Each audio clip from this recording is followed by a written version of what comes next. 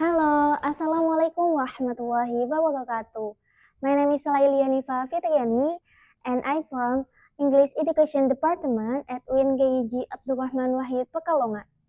In this video, I will present a transit summary and a personal reflection on our Islamic Studies methodology course from this semester.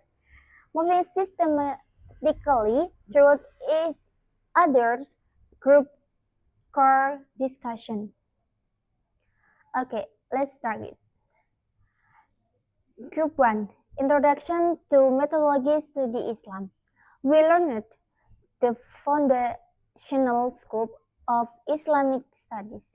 The core lesson is separating the normative aspect of Islam, which is absolute divine revelation, from the empirical aspect, which is how humans practice and interpret religion in history. Group 2, History of Islamic Studies. This material traces the global growth of Islamic studies.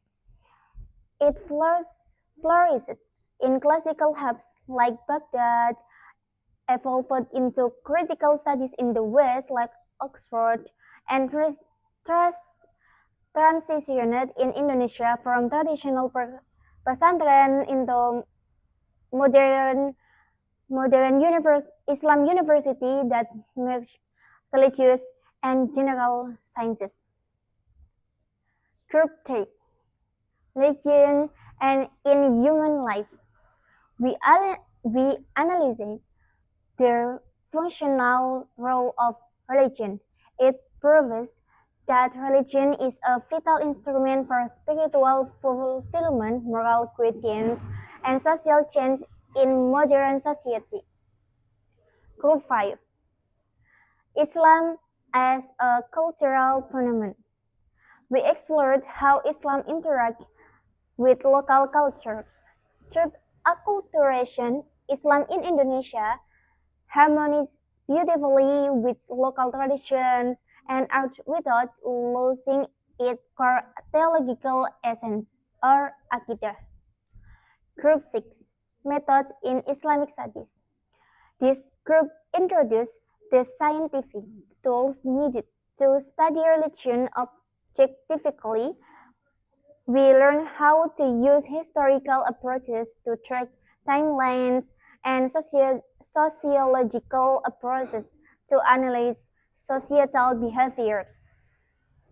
Group 8, Research Models in Tafsir. For textual research of Holy Quran, we explored structural methods such as thematic analysis or Mawdu'i and Living Quran, which studies how texts are practiced daily. Group 9, Research Method in Hadith. For hadith studies, we focus on critical methods. First, sanad, criticism to check the chain of narrators, and second, matan, criticism to verify the text actually content. Group 10, Ijtihad as a source and method. We studied how Islamic law stayed dynamic throughout ijtihad. It serves as a vital method to find legal solutions for modern contemporary issues not explicitly covered in classical texts. Group 11, Islam in Era of Globalization. We look at how Islam faces modern waves, discussing how it positions itself as Rahmatal Alamin, a blessing for all creation amid rapid global transition. Group 12, Contemporary Islam Dynamics. Finally, we map modern religious movement in Indonesia, including the rise of digital Islam in cyberspace and the crucial role of religion moderation. From this entire journey, my general conclusion is that Islamic studies methodology teaches us that traditional religious approaches and modern scientific methods should not be separated. Instead, they complete each other to create a well-rounded understanding of Islam. On a personal note, this course has completely shifted my mindset.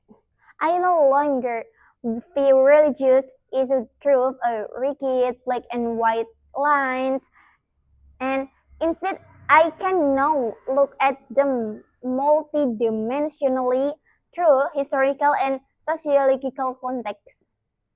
This makes me a more tolerant and empathic student when facing difference in society. Academically, my insight is that in today's digital era, our biggest challenges is not is to connect Islamic epistemologies like Bayani, Burhani, Tajribi, Irfani with modern sciences. This this ensures that legend always provides a real practical solution to modern human crisis. In closing, mastering this methodology is our key to an inclusive understanding, keeping us grounded without becoming radical, and open-minded without losing our identify. Maybe thank you so much for time and attention for you. Wassalamualaikum warahmatullahi wabarakatuh.